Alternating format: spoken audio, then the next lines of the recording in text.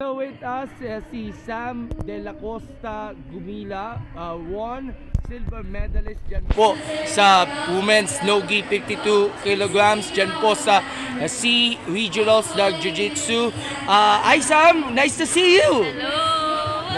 Nakita na tayo ulit, syempre. Pero una sa lahat, kamusta ang feeling na makakuha nga ng silver medal for the country today? Masaya naman pero kaya pang better eh. So pagbubutihin pa para sa susunod gold na.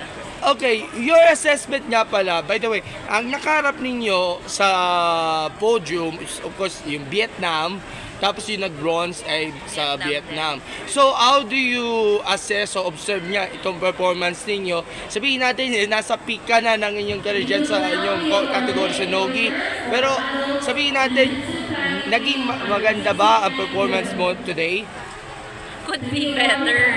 Actually, sobrang lakas nila, lalo na sa takedown wrestling nila. So, yun, doon natin kailangan i-improve para sa susunod na labas, mas maayos yung medal na makukuha.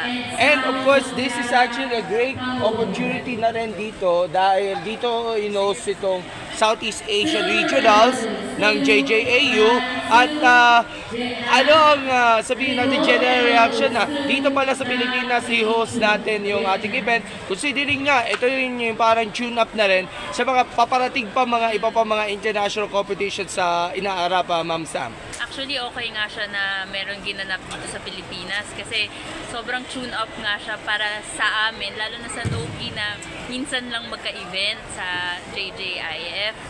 So, maganda na nandito sa Pilipinas para at least nakita ng mga kamag-anak, ng pamilya, at ng team ko yung performance ko at magawan kagad ng paraan.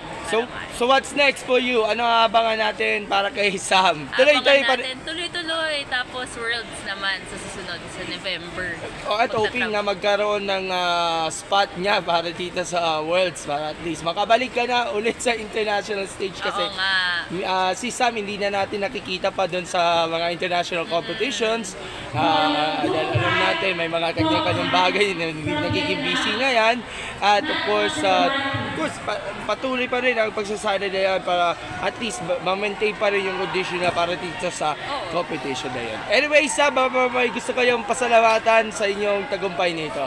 Salamat sa team ko, sa Just Jiu-Jitsu, Congressional Avenue. So baka gusto nyo malapit lang sa amin, syempre. Salamat sa team ko, sa coach ko, sa asawa ko, sa pamilya ko, tsaka sa organizers din. Thank you so much and then nice to see you and finally pero hindi tayo napanood yung mismo performance kasi hindi lang ako dumating eh. God bless and see you soon.